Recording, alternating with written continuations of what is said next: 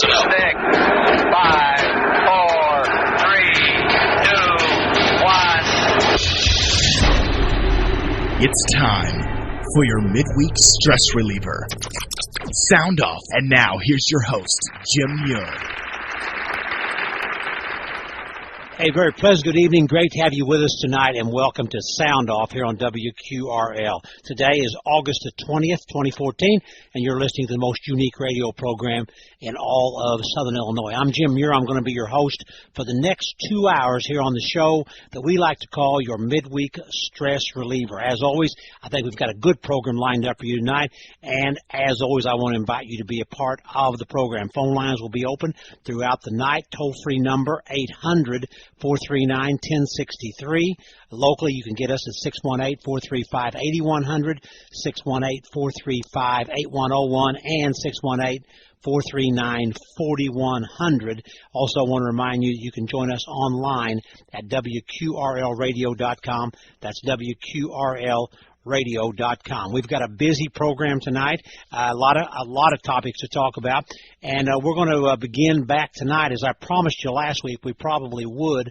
We spent a good portion of our program last Wednesday night talking about the situation in Ferguson, Missouri, the shooting death of 18-year-old Michael Brown. He was unarmed. He was killed by a Ferguson police officer, Darren Wilson. Last Wednesday night, we were 4 days into this, and some of the facts, the details were not as they weren't being presented as much as they are right now. We've learned a lot, I guess I should say, in the past week. There are so many layers to this story, though, so many angles. It's really difficult to know where to begin, but we're going to try and kind of pick it up from where we left off last Wednesday night, and bring you up to speed on what we have learned. It's a story that's riveted the nation. It's a story that everybody's paying attention to, and tonight we're going to devote some time to that. And we certainly would love to have your opinion on what you see happening in Ferguson, Missouri. Has this moved from one of the thoughts that keeps going through my mind, and I have to tell you, I have paid much attention to this story throughout the week. It seems to me that we may have crossed a line between what was a racial story and a racial incident, and now it's a culture matter to me. When you see what's happening in Ferguson, Missouri, with the looting and the people coming in from other states to do nothing but cause trouble and to steal, you wonder if this story, if it's crossed the line between racial and a cultural issue. Details about the shooting have been released. There's a lot of information out there that Darren Wilson was injured, seriously injured, during this altercation. There was a video released this week that showed Michael Brown and another person involved in what's been labeled as a strong-arm robbery of a convenience store where they stole a box of cigars. There's been a backlash about the release of that video. So there's just a lot of angles to this story. Eric Holder, the Attorney General, is involved in it. President Obama has spoken out on it. Missouri Governor Jay Nixon has not only spoken out about it, but has, in my opinion, put his foot in his mouth and chewed on it a couple times this week. So there's a lot of different angles to this story we're going to explore tonight as we continue on. It clearly is the biggest story in the nation right now, and a lot of eyes on. I guess not only in a national story, but an international story, what's taking place in Ferguson, Missouri, just outside of St. Louis. So we'll talk about that and spend some time talking about that tonight. Also, one of the topics we continue to talk about, and we will until November the 4th, the Illinois gubernatorial race between Governor Pat Quinn and Republican challenger Bruce Rauner. Some allegations about Rauner and his investments in the Cayman Islands, and we'll talk about that. Also, the topic of term limits. That is supposed to go to the appellate court in the next day or two. Might have went today, and we'll talk about that. The Illinois Supreme Court, I do not believe, from what I read now, will not hear the lawsuit that was filed by Mike Madigan, House Speaker Mike Madigan, challenging the petition drive that netted over 600,000 signatures to put on the ballot to allow Illinois voters to whether they want to institute term limits in the state. So we'll talk about that. Also, We're going to talk about a story that Governor Rick Perry out of Texas was indicted for using his veto power. Really an odd story, but he's been indicted. Of course, you know, I've noticed that there's been a lot of, particularly on social networking, on Facebook, there's been a lot of glee about Governor Perry being, of course, he's a staunch conservative Republican. There's been a lot of glee among some of my liberal friends and some of those I see on Facebook about the indictment. Let me remind you of a phrase that a well-known attorney made one time about an indictment. He said you could actually indict a ham sandwich in the death of a pig. And so that basically tells you that an indictment is one thing, gaining a conviction is another thing. So an indictment is a first step, but it means little until that case until actual charges would be filed in arraignment, and then charges filed. So we'll talk about that tonight as we go along also. So we've got a lot on our plate. Around 9 o'clock tonight, we're going to be joined by Shannon Woodworth. He's the manager of the DuQuoin State Fair. The fair kicks off on Friday night, this coming Friday, August 22nd. An early start to this year's fair. They've got a jam-packed lineup of entertainment that'll be in the grandstand. Just dozens of free shows available. Lots of good things going on at DuQuoin starting August 22nd through Labor Day, September 1.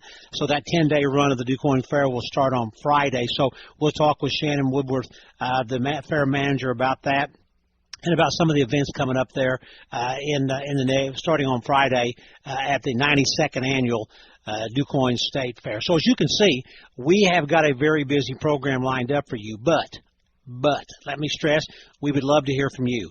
I know that everywhere it seems like I have traveled this week, folks have wanted to talk to me about this story out of Ferguson, Missouri. So I know there's a lot of opinions out there, a lot of thoughts out there, a lot of different and differing views out there. So we would love to hear from you tonight to get your thoughts on this story. Any aspect of it you want to tackle, we would love to hear from you here on Sound Off. Again, the phone numbers, if you'd like to be a part of the big show tonight, 800-439-1063.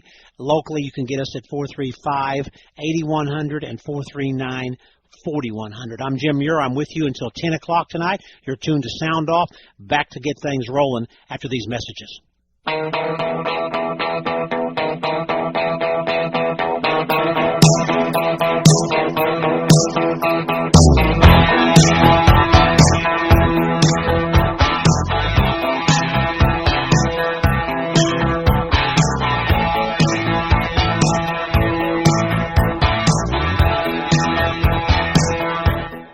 Walk right into Rend Lake College and sign up for fall classes. No appointment necessary. With more than 100 degree and certificate programs, RLC can put you on the fast track to a new career or to continue your education. More affordable than four-year universities and private schools, you can save thousands of dollars at RLC. Our trained academic counselors will make sure you're on the right path, whether you plan to transfer to a four-year university or head straight into the workforce. Walk-in registration continues through August 15th. Call us at 437-5321 or find us online at rlc.edu. Rend Lake College. Your journey starts here. Stop sitting around looking at your yard wishing for something better. Whether you dream of an island oasis, a relaxation haven, or just to be the talk of the neighborhood, Jesse Drew Rock and Material has the materials to match your imagination. Decorative landscaping, driveway rock, topsoil, sand, mulch, or lime, Jesse Drew Rock and Material has what you need to turn your yard into a place where you can relax and be the envy of your neighbors. Seems like a lot of work, right? Wrong. Let Jesse and his crew spread dirt or mulch with their Bobcat. It's that easy. Quick delivery and rock-bottom prices on quality materials. Your yard or landscaping project won't know what hit it. Transform your project into something you've always imagined with a variety of colored mulches and rock in all sizes. For the homeowner, professional landscaper, or even the contractor, Jesse Drew Rock and Material's job is to help get your job done. Call Jesse Drew Rock and Material at 927-7857. 927-7857. I'll never forget that moment. Never forget that moment. As long as I live. It started with a phone call. I got the text when I was at work. My first call up ever as a member of the National Guard. This was it, the real deal. When we got to the armory, They briefed us on the wildfires, how they were getting dangerously close to homes. It was amazing to be a part of this massive operation. Helicopters were going up with huge buckets to drop water on the fires. Some of the guys in the unit were preparing for firefighting with local fire crews. We went out in Humvees to help with the evacuations. At that moment, I got my first taste of just how important the Guard is to my community. See how the Guard can be an important part of your life at NationalGuard.com. Discover what it means to be a citizen soldier, to serve locally as well as globally. Look into the benefits, including career skills and money for college. Take a moment. Go to NationalGuard.com today. Sponsored by the Illinois National Guard. Aired by the Illinois Broadcasters Association and this station.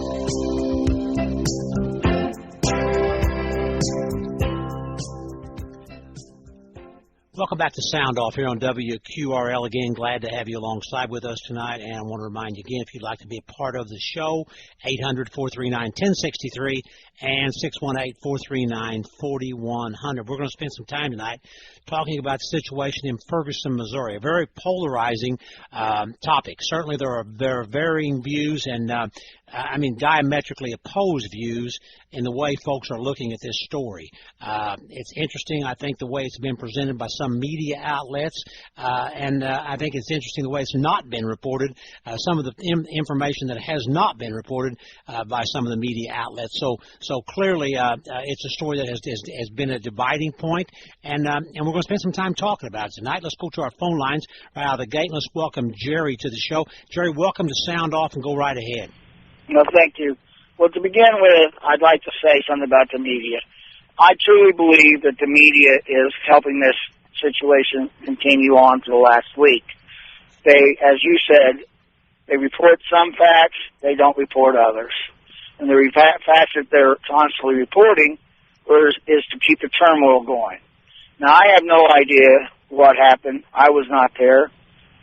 So the story I get is only from the media. Another thing I'd like to say is, if this in fact is true, and this young man was shot innocently by a police officer, destroying your own community is not the answer. I mean, that's like saying, well, my daughter got killed, so I'm gonna burn down my town. I'm gonna rob my town. I'm gonna destroy this bookstore. It doesn't answer the question why or how. It just destroys the stores and keeps people from moving back into that area, and those tax-paying dollars that keeps the economy, that keeps the city up, is going to be lost. So why are people destroying their own homes, their own stores, I should say, instead of leaving them be and dealing with the legal situations as they progress? That's really basically all I have to say. Very good, Jerry. We appreciate that. Good points on your part, and we certainly appreciate your call tonight. Thank you much. And, some of the points that Jerry brought up I think are really valid. And one, to go back to the point about the stores that are being looted and robbed and burned down, and there are many of those that will never come back. And, one of the things that I thought about throughout this is that most small communities, Ferguson, I think, a town of about 21,000. Most communities rely heavily on sales tax, and if you've got the business district shut down and people cannot bring in customers, then that's going to hurt the city even more. The media, and I want to believe that as far as the media is concerned, that I think some media outlets, now clearly this is a show where we tell you, we want your opinion, and it's an opinionated show. We're going to throw our stories out, but I've worked as a reporter for the newspaper, 2 different newspapers, and when you go in to cover a story, you're like the one in Ferguson, Missouri, or anywhere else you go, your job is to not paint a one-sided story, but your job is to try and put a story out there where both sides in this are getting their point across, and I don't see that happening with some of the media outlets. I think that anytime there's a racial component involved in these type of stories, I think that's one aspect of it. I think that people believe they have to take the side of the minority, whether it's right or whether it's wrong. We're going to talk about it a little bit later. Some of the comments made by Al Sharpton in Ferguson are just they're not true.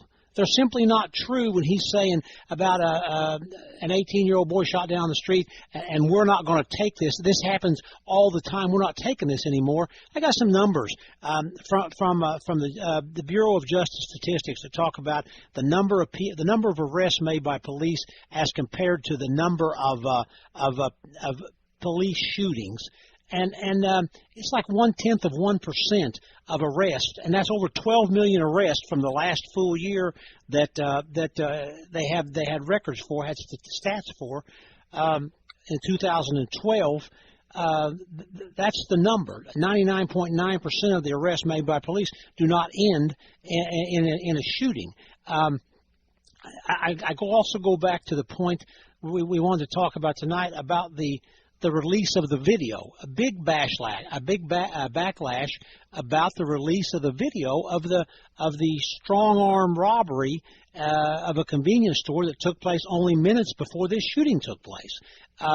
They labeled it as a character assassination of Michael Brown, and perhaps somebody out there can enlighten me. Perhaps somebody out there can explain to me. Somebody listening tonight can tell me how that could be a character assassination whenever you're trying to present the facts of what took place that day. Are we just supposed to ignore the fact that robbery took place, and that one of the people that you're counting on as an eyewitness and his about what happened was involved in that robbery? How can that be a character assassination of Michael Brown when that actually happened? If they were alleging he did that and he didn't do it, then it's a character assassination. If they're saying he did it, then it's a description of the suspect. So how could that possibly be? But yet that set the protesters off on another 2 or 3 nights of where the violence really escalated. Something else that has been hinted at, and there's some media outlets that are reporting this. I heard it on Fox News this evening late. I'm driving in this evening for the show, and I was listening, and I heard that they've got more than one, multiple sources, I should say, are reporting that Darren Wilson had a broken orbital socket, basically broke the bone under his eye in this altercation with Michael Brown. And if that actually did happen, which there are some reports that did, to me that's a game changer. One of the things that I'm curious about also is, and I really need the help of maybe somebody that's been involved in law enforcement. When is deadly force? What's the standards that most police, maybe police officers, police departments, whether it be county, state, local, maybe they vary, but I'd say they all have got to be pretty close. What's the protocol for when deadly force can be used? Also, there was a lot of talk about the fact that he was shot in the back with his arms in the air. The autopsy report, which there were 3 of them, they didn't vindicate those who are saying that he was shot in the back or he was shot in the back, or that he was shot while his arms were raised. In fact, they've confirmed he was not shot in the back. He was facing the officer. Some say he was charging the officer.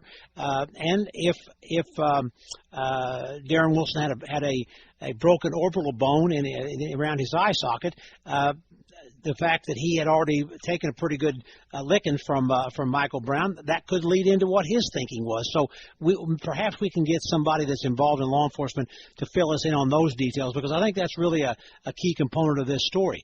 And as I mentioned earlier, there are so many layers to this story that I sat down and jotted down probably, I bet you I've got 20 bullet points of things involved, from the prosecuting attorney to the Missouri Highway Patrol Officer Ron Johnson, who's in charge of the security now, to some of the comments made by Governor Jay Nixon, Missouri Governor Jay Nixon. 3 autopsies. Protesters from California, New York, Texas arrested. So there are so many layers to this story that's really unbelievable. And we're going to sort through them one by one and talk about them.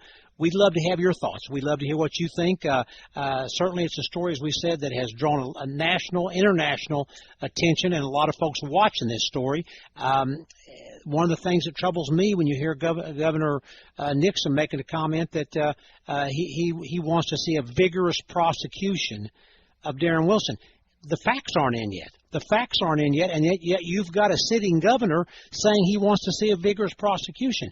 I mean, I thought we had due process still, yes. So why would you be calling for a vigorous prosecution if the facts aren't in yet? This hasn't even gone to if it did go, it was only the facts that are in to a grand jury today, but this grand jury may go till October the way we understand it. So an absolutely ludicrous comment by Governor Jay Nixon, and of course you wonder where his mind is at in this, because a lot of stories I'm reading today saying he's got political aspirations beyond being governor of Missouri. So perhaps he's playing to the crowd here. So we'll see. But that's another angle to the story. So there are a lot of layers to this story, and we're going to try and peel them back a little at a time here tonight. And we'd love to hear from you.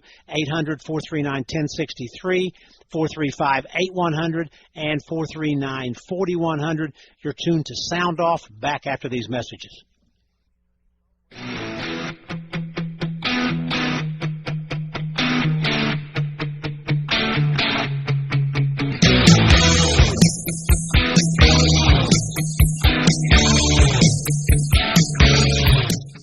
Walk right into Rend Lake College and sign up for fall classes. No appointment necessary. With more than 100 degree and certificate programs, RLC can put you on the fast track to a new career or to continue your education. More affordable than four-year universities and private schools, you can save thousands of dollars at RLC. Our trained academic counselors will make sure you're on the right path, whether you plan to transfer to a four-year university or head straight into the workforce. Walk-in registration continues through August 15th. Call us at 437-5321 or find us online at rlc.edu. Rend Lake College. Your journey starts here. Rock bottom prices and speedy delivery. That's Jesse Drew Rocket Material. Decorative landscaping, driveway rock, topsoil, sand, mulch, or lime.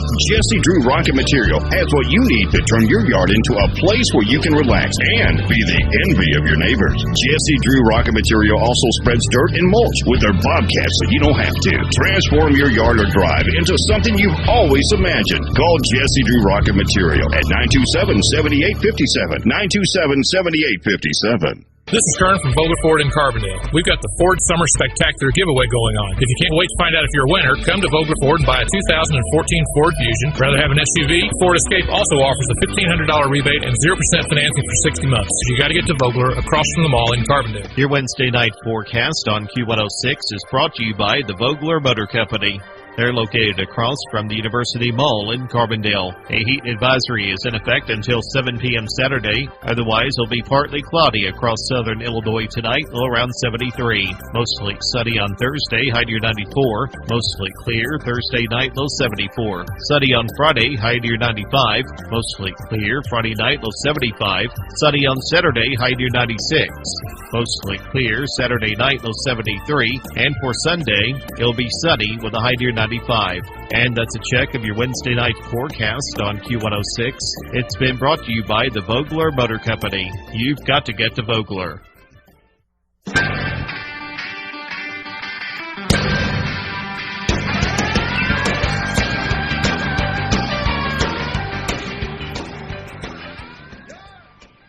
Welcome back to Sound Off here on WQRL. Again, glad to have you alongside with us tonight. Phone numbers 800-439-1063, 435-8100, and 439-4100. Let's go back to our phone lines. Who am I speaking with? I'd rather not give up. Okay, that's perfectly fine. What's your comment tonight? Or your thoughts? I was a good friend of Darren. I was just calling in to kind of vouch for his character. So you're a friend of Darren Wilson, the police officer that's been. Yes, sir. Okay, go right ahead. Basically, I was just calling to kind of vouch for his character. I don't have, facts to the story. Basically, everything is, from what I've heard, is hearsay. So I'm not calling to necessarily, say what I think happened or anything like that. But I will say that I've known Darren for 10 years or so, and I actually know him very well. He actually lived with me for a couple of those years, and he just so people know, they're painting him out to be this terrible guy. He is anything but that. He was always, one of the first guys to help out if someone needed help. Just very loving and caring guy. And he would never, never hurt anybody unless, he was, in danger.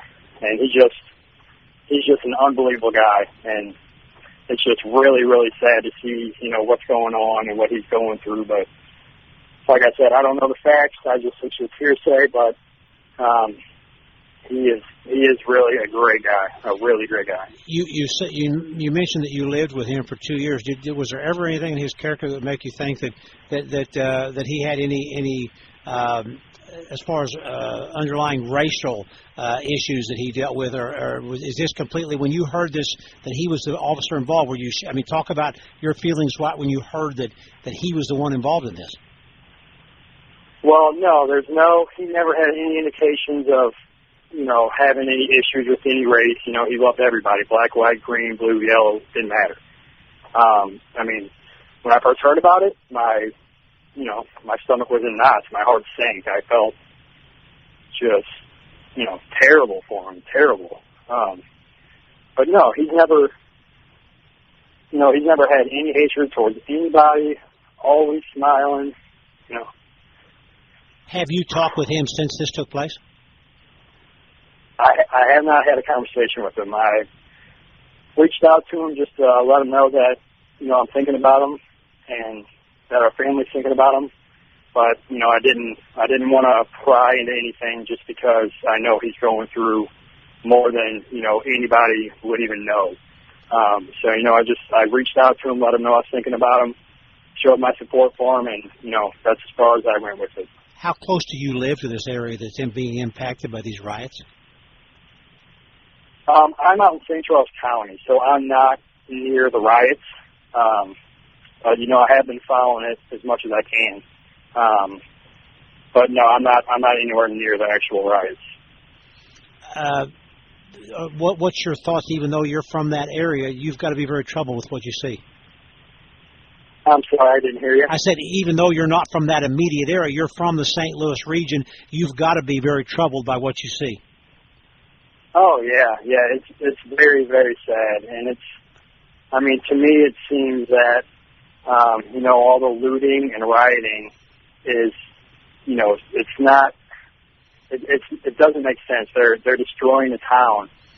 The peaceful protests and all that, that's fine. If that's what they want to do, they can do that. But then at nighttime, you have people coming in, and just destroying the whole town. And it's just really sad. I feel for the people of Ferguson, and that's not, they don't deserve that either. That's their home, and it's just getting torn apart by, people that just, don't care. They're just coming in, destroying businesses, and that's not, whoever you support, that doesn't help anybody. That doesn't help anybody, whether you support one side or the other. Also, while we certainly mentioned it last Wednesday night, we've talked about it again tonight. The death of an 18-year-old is a tragedy in itself. But in this instance, I think you also have to look, and I want to get your thoughts on this. There have been two families really destroyed by this. The Brown family, but the Wilson families will never be the same either. Absolutely. I agree. Whichever, there's no winners in this case, whichever it goes, whichever way the case goes, whether he's charged or he's not charged, there's no winners. Like you said, both families are changed forever. They're changed forever. Right. It's a tragedy. It really is. Very good. We really appreciate your thoughts tonight. We appreciate you calling in from that area. Thanks so much for your comments. You really added a lot to our show. Thanks. Yeah, no problem at all. And caller did not want to give his name. And, I've got some folks that I talk with in St. Louis about this, and know we got some listeners there tonight that are listening on our WQRLradio.com. And, some of the people I've talked with there this week have got some concerns, and when I say they didn't want to give his name, I think there are people in that area that are very concerned about giving their name. And I made the comment to in some messages I have swapped back and forth this week that, hey, we'd love to hear from some folks up there, but we in that area. We don't care if you give your name. We just love to hear from you and get your thoughts on what you see happening. And again, I want to stress, we're not taking light or making light of the fact that an 18-year-old boy is dead. That's a tragedy. What a waste of life that is, that an 18-year-old who just graduated high school a few months ago is gone and dead. But on the other hand, you look at the Wilson family, Darren Wilson's family, his life is irreparably changed. It'll never, ever, his life will never be the same. I'm not sure as much publicity as this story has gotten where he can even go right now. Where can he go when that name has been plastered everywhere? I mean, we talked about the media earlier in the program. I think it was KSDK out of St. Louis gave a map to his house. They showed the route to get to Darren Wilson's house. Now, you talk about journalistic standards being shoved down the gutter. There they are right there. Unbelievable that stuff like that would happen. But so there's been two families that have been basically changed forever because of this incident. I go back also to the incident of the robbery and the video that was shown. Brown was 6 feet 4 inches tall and weighed 300 pounds. So he was not just a little boy out in the streets. They want to put him out there as, and some of the media does, as this little cherub-faced boy. But when you're 18, I believe you're a man. That was kind of always my rule of thumb when I'm writing for the paper. If you're 17, you're a 17-year-old youth. If you're 18, I say an 18-year-old man was whatever, arrested, charged. So that was always my rule of thumb. 17, you're still a youth. 18, that's when you get to handle the role of a man, as far as I'm concerned. So and I think when you look at the intimidating way that he handled the storekeeper in the convenience store just minutes before he died, you see the frame of mind he was in, and yet from everybody from President Obama down lashed out at the media at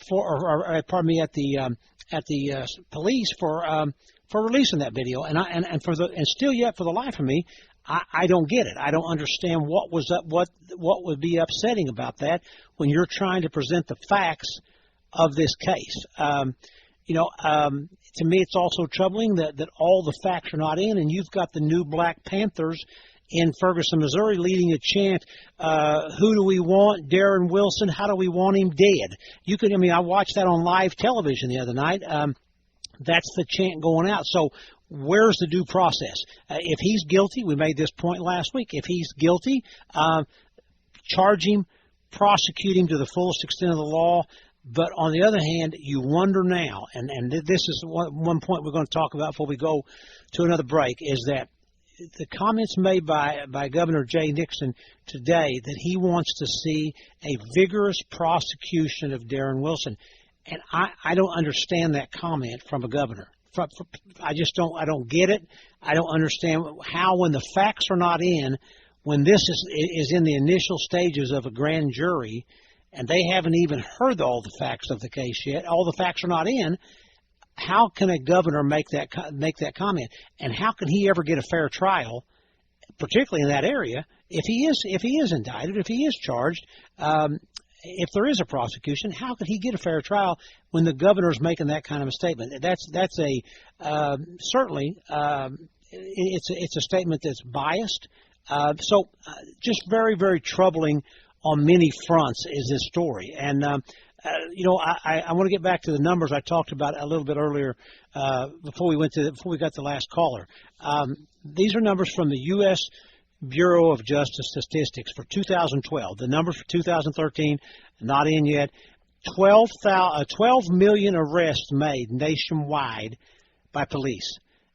That represents about 3,400 per day. 99.9% of those ended without any shooting. 400 people were fatally shot out of 12 million arrests in the last full year that we have records for, 2012. 99.9% of the time, there were no gunshots. There was nobody shot. And you have to wonder. I mean, the numbers were not available, but 400 people fatally shot. How many of those had a weapon? How many of those attacked the police officer? And again, a police officer has the right to defend himself. so you look at these numbers, and then while I'm going to be very cautious about talking about the facts are not in. Let's wait until the investigation is complete. And I'm going to say it again, if Darren Wilson, if he was found to be reckless or negligent, then he should be charged. And we're going to keep emphasizing that. However, I'm going to put a big however behind that sentence and say that the likes of Al Sharpton and Jesse Jackson in Ferguson, Missouri, have done nothing but stoke the racial flames. That's all they have done. That's what they went there to do, because that's their livelihood. Without race differences and without race tension, they're out of business. So they're what I'm going to refer to as race baiters. There's no question about that. They are race baiters. It's Al Sharpton standing up in front of the mic and screaming about an 18-year-old boy shot down the street. We're tired of this. This happens often, and we're not taking it again. Again, 12 million arrests in 2012, and 99.9% of them ended without a shot fired. I'm going to go back again and throw you some numbers that I threw you last week. If Al Sharpton really wanted to do something to help the African Americans in the United States, here's some numbers for him. 9,000 blacks were killed last year. Roughly 9,000 blacks were murdered last year. And of those 9,000 that were murdered, 96% of them were murdered by other blacks. So that's black-on-black crime. Where's the outrage? I pick up the paper on one of the mornings I'm reading about the riots in Ferguson, where all the facts aren't in. I go online and read the Chicago Tribune every morning this week. 2 dead, 16 wounded. 4 dead, 19 wounded. 6 dead, 12 wounded. Every one of them that you see the pictures of are black children. The unarmed black children in Chicago, where the gangbangers have taken over the streets. Where's the outrage? Where's the protests? Where's the loud and the persuasive speeches by Jackson and Sharpton? They can't talk about that, because they know that this is black on black crime. There's no racial tension to stoke there. So they're going to fan the flames in Ferguson, because there's a racial component to this, and then the media buys into it. The Huffington Post with a headline this week, "Arrest him!" exclamation point behind it, and the him they're speaking of is Darren Wilson. So they haven't got the investigation completed. There are so many layers to this story yet to unfold, but yet you've got a national publication that's running a headline, "Arrest him." It's almost like that they've picked sides in this. Let's go back to our phone lines. Welcome to the Sound Off. Who am I speaking with? Hello, can you hear me? Hello, are you there? Yes. Can you hear me? Yes, sir. Who am I speaking with? Clarence. Clarence, go right ahead. Hey, I was on the news here a couple of days ago, but a 17-year-old boy, a white boy, that was shot by 3 black teens in Oklahoma, and you don't see nothing going on down there about it. And what about our reporter over there in Iraq that got beheaded? What are they doing about that, you know? I agree, Clarence. And I mean, if there's going to be outrage about one, then why? It's like I made the comment last week. I saw a sign this week, a young black girl holding up a sign that said, Black lives mean something. And I thought to myself, I read that, all lives mean something. Shouldn't we be as concerned about a white youth being killed by 3 blacks as we are a black kid being killed by a white police officer? Shouldn't we be as concerned about that? It would seem like we should, but we're not. So, Clarence... And then also, you know, Eric Holder said that Americans were a bunch of cowards. You know, for a guy in his position, shouldn't be saying something like that. I think they ought to throw him out of office. He has been a disappointment. He really has been, as far as I'm concerned. And then also, Also on the news, night before last, the news guy asked Jesse Jackson 4 times, how come he don't go to Chicago and do what he's doing down here, and he never would give him an answer. No, because there's no racial component tied to it, Clarence. That's the problem right there. So, we appreciate, as always, we appreciate your phone call. Thank you much. Okay, you're welcome. Thank you. That, and we, and certainly, again, there's no racial component tied to it in Chicago. So, and I thought it was really interesting too that you see. I saw one booth today where there was a booth set up where Jesse Jackson's organization is soliciting donations while this is going on, and another booth where they are registering voters. So the Democrats are using this in Ferguson as an opportunity to try and register some new voters, which to me seems a little bit.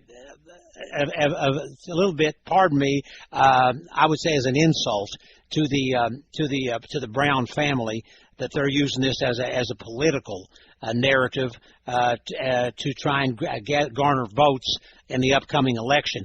Also, when you talk about an insult, I also think you have to look and say that clearly it's an insult. The looting, to me, is an insult to the parents and to the memory of Michael Brown. When you see roving gangs of youths, these are adults, they're not youths, breaking into liquor stores and when they're interested in stealing liquor, cigarettes, hair products, and rims for cars, then that's an insult to what they're crying for is justice. It's, to me, they've stepped way over the line there. It's an insult to the memory of this young man that died for this to be taking place. But many of them are using it. I've often wondered also about the police involved in this. How do you take that as that's one of the things I think the components has been missing in this. What about the police officers that are on the front lines? Molotov cocktails being thrown at them. Last night, bottles of urine being thrown at them. That's animalistic. That you've got grown men filling up bottles of urine and throwing them at police officers. Unbelievable stuff. What about the mentality of the police officers there that are on this case? That has to be mind-boggling what they're going through, what their families go through nightly, going out there to deal with this bunch of idiots. Let's go back to our phone lines. Welcome to Sound Off. Go right ahead. Jim, I just wanted to say that in watching these demonstrations, evidently none of these people are working for a living. That's one of the things I've thought of also. They're not working the same hours I am, or you wouldn't feel like going crazy every night and staying up half the night, would you? That's right. That's just I just watch it and I think that's a bunch of relievers. Yeah. So that's all I have to say. We appreciate that, but I'm going to assure you that, because that thought crossed my mind also. And I think it's troubling too when you see that I think more than half of those that have been arrested have criminal background, and many of them from out of state. I think there's been around 100 arrested since this began, and only 4 of them, I believe, from Ferguson, Missouri. And the rest of them from out of the area, several of them from out of state, Texas, Detroit, New York, from California. So there's been a big influx of people from out of the area that have wanted to get involved in this. And it's a free attempt to a free shot at the police. You go in and loot one store after another, and one of the funniest little pictures posts I saw on Facebook this week was I would bet all that I have that not one pair of work boots are stolen this week in Ferguson, Missouri, and I think that's exactly right. Hair braids and hair extensions and cheap wine and lots of cigarettes are missing. Seriously, it's a troubling story, and as we said, layer after layer after layer in this story, and how you can have people calling for a prosecution and calling for an arrest when the facts are not even in. So let's go back to our phone lines. Welcome to Sound Off. Go right ahead. Hi, Jim. Hi. Hey, you hit on something a little bit ago about the officers that are there. Yes. There's going to be a bigger impact on the law enforcement profession, not just in Missouri, but probably all over, as a result of the way this is being handled, particularly if he's indicted. These guys are out there on the front lines, and I've been in that situation, and they're facing crowds like this. They're throwing bottles and urine and possibly shooting at them. And they're doing that, they're facing that knowing that if they protect themselves, they're going to be the next one that Holder and those guys are going to come down and try and crucify. So I think what you're going to find after this is there's going to be a lot of officers out there who are having staticky radios and not hearing the calls. They're going to take their time getting to one. They're going to get lost in the traffic. They're going to lay down because there's nobody on their side. No matter what they do, they're going to be the one behind the eight ball. And it's also going to affect police recruiting. Who in the world after this is going to want to go into the law enforcement profession? Is there a protocol that's kind of a rule of thumb that you could give us as far as lethal or deadly force when it can, and what's justified?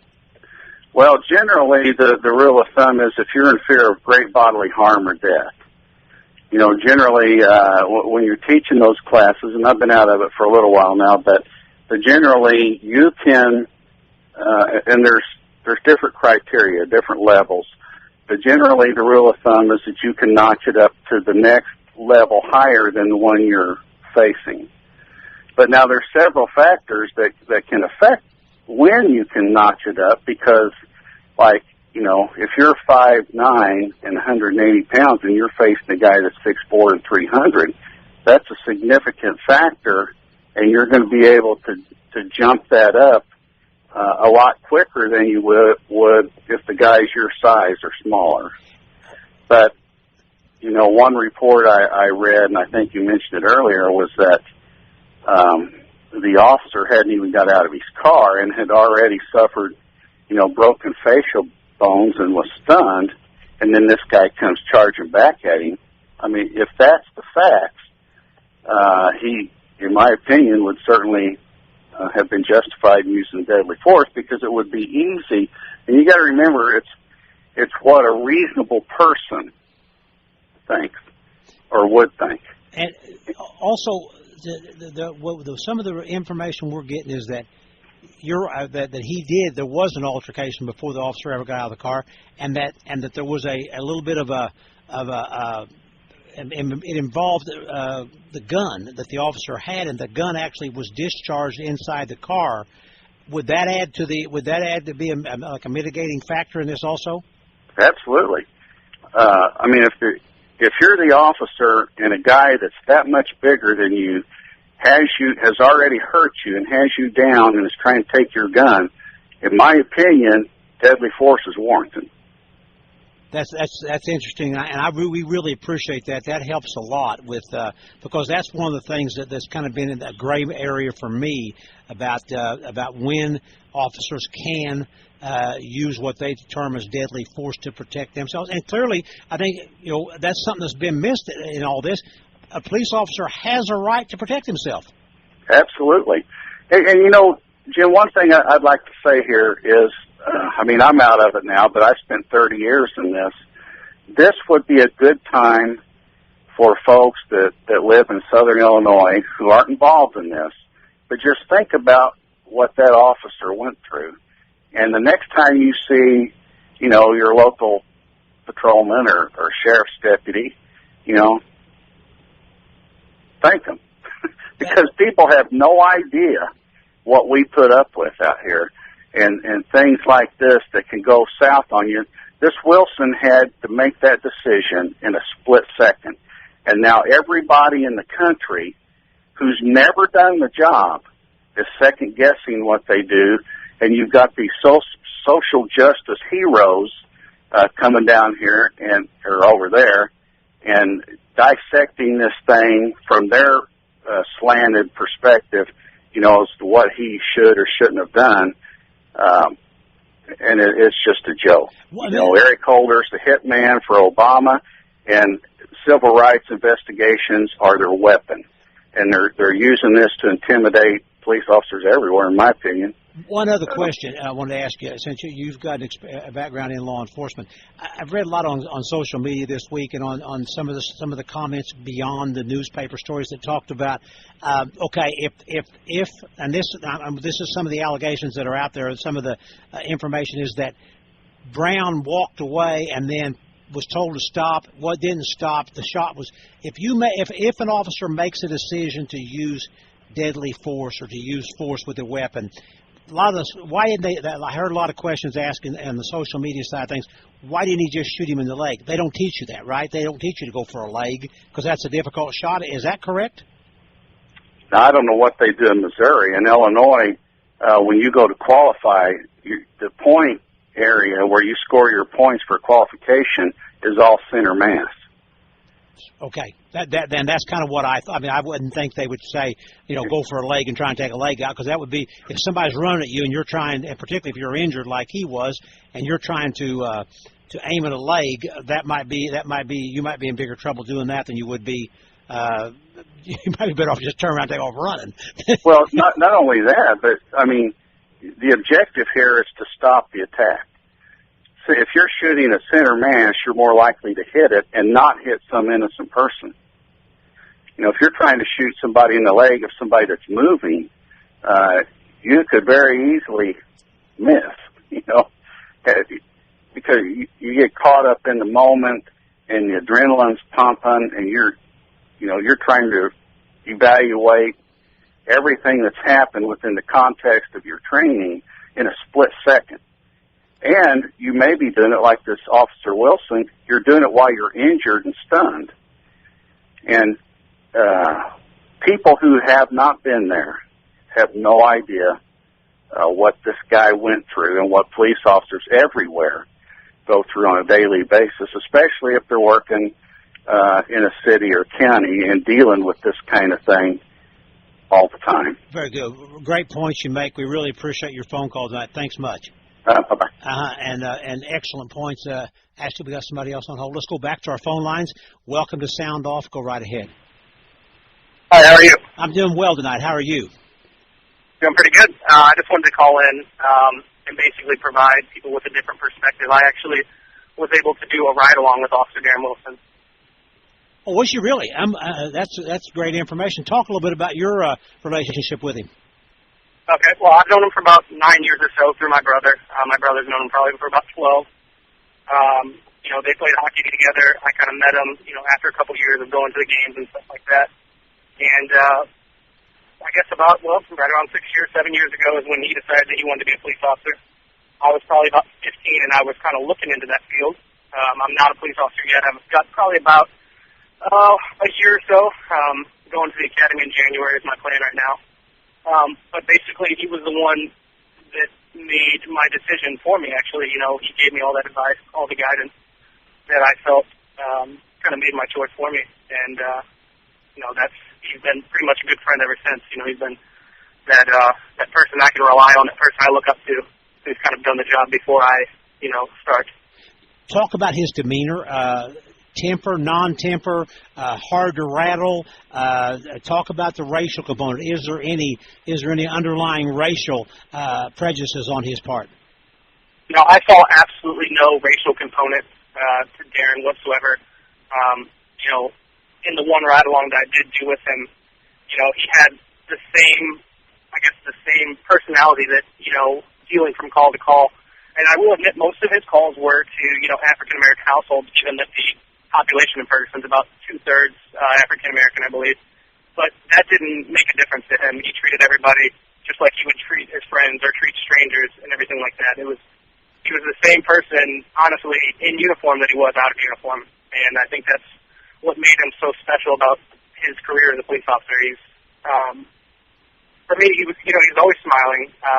There was always something that you could laugh about, and I think that's very healthy, not only in law enforcement, but just in general in life. If there's nothing you can laugh about, then you're not really living life to the fullest. There's got to be something you can laugh about all the time. What was your initial reaction when you heard he was the officer involved in this? Absolutely devastated. I mean, I found out, like a lot of his friends found out, a little bit before it was announced, and that it was about 3 or 4 days before it was officially announced. And I was just, I was at a loss for words. Like I said, I've never been in this type of situation, but I've been on probably, and this is going to sound, like I'm a little bit too tied to law enforcement, but I've probably been on 40 ride-alongs since the age of 18 or so. So I immediately kind of understood not exactly what he was going through, but what type of situation he was in. I've seen officers have to fight with subjects before, and, it's a scary situation. Most of the time it's just a fist fight and a little bit of wrestling and stuff like that. But when you talk about if the reports are true, and I believe that they are, that this man tried to grab his gun, that's when you know that if he tried to grab your gun, he tried to kill you. That's how I see it. So I see it as that he almost lost his life, and for that to happen, he had to be absolutely scared for his life. And I think that's ultimately what made him come to the decision that he had to take him down the way he did. You talk about your ties to law enforcement in that area and the ride-alongs and the fact you're going to the police academy. Have you talked to other officers, and if so, what's the mood? What's the morale of the police of law enforcement in that area? The ones you've talked to after this incident. Just in Ferguson in general. Yes. So a lot of them that I met, like I said, I only did one ride-along, so I probably met about 6 or 7 of the officers there. That was about how many were on shift. But not one of them had a negative attitude going into work that I saw, and I think that has something to do with their call volume. They're a very busy police department, and in my personal opinion, I would rather be busy than not busy. I think, sometimes it makes the day go by faster, but sometimes you also feel like that you're doing more of the job that you were meant to do as a police officer, responding to calls, instead of just sitting around, catching speeders and everything like that. And I think that's why a lot of people loved working for Ferguson. From what I understand, a lot of the officers really liked it. And the pay is not the greatest there, but that showed me that they really liked it there because they were still there. A lot of them were there for 20-plus years that I'd met. How close do you live to the area that has been impacted there? For a drive, for me, it would probably only be about 4 or 5 miles to the West Florissant exit. It has to make you feel very troubled to see what's happening in your area there. Yeah, it does. I've heard a lot of reports coming closer and closer to where I live, and, it gets you a little scared, but it also just makes you sad that it's come to this.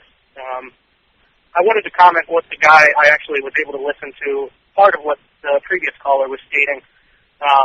And granted, I've never been, a commissioned police officer, but I've seen, on 40 ride-alongs what they go through, and he's absolutely correct. Like, the people that are commenting on a lot of this, they have no idea what those police officers go through. They have no idea what it's like to fight somebody that could overpower you and kill you if they really wanted to. And while not every day is like that you run into somebody that's, trying to take your life, but there are days, and sometimes you don't even expect it, And that he said that, officers have that expectation to go home, and they should. They should have the expectation to go home every night. But unfortunately, it doesn't work like that in this country. Final question for you. You made mention that you're going to start the police academy in January. Has any of this made you think, hey, maybe I ought to consider something different, or are you still intent on starting a career in law enforcement? Definitely still considering on the career in law enforcement. In fact, I think it's made me want to do it more. I've been told by friends and stuff that I have, and I'll deny it to this day, that I have one of the best personalities that they've ever seen. And while I'm grateful that they say that, I have a level head where I see, situations, and I kind of analyze how this situation could go in multiple different ways. And I just kind of think about what could happen and everything like that. And people say that they think I'll be a great police officer because I'm able to do that. And I really just want to do it just because, it's dynamic. It's, there's never a different day there's never the same day. It's never routine to be a police officer. The money's not great, but, it's definitely an exciting career. But unfortunately, sometimes these situations do occur. Absolutely. We really appreciate your call tonight. You really add a lot to our show. Thanks so much for calling in. Absolutely. Thank you. And another call from the St. Louis area. We appreciate those tonight folks who are right there on top of this story. We're going to get a quick break in. In fact, we're going to have a little song while we get a break in. We do this every week at the top of the hour. And since this is a big week for Southern Illinois, the DuQuoin Fair starting, and Foreigner will be at the DuQuoin Fair on Saturday night. And we understand one of the biggest selling shows thus in many years coming to DuQuoin on Saturday night. I told Ashley, my engineer tonight, Ashley Bites, who's filling in, just to pick out her favorite Foreigner song to go with at 9 o'clock. So let's hear that. Then we're going to come back. We're going to visit with Shannon Woodworth. He's the manager of the DuQuoin State Fair, and we'll hear his comments on the 92nd edition, the 2014 DuQuoin State Fair that kicks off on Friday night, back after these messages.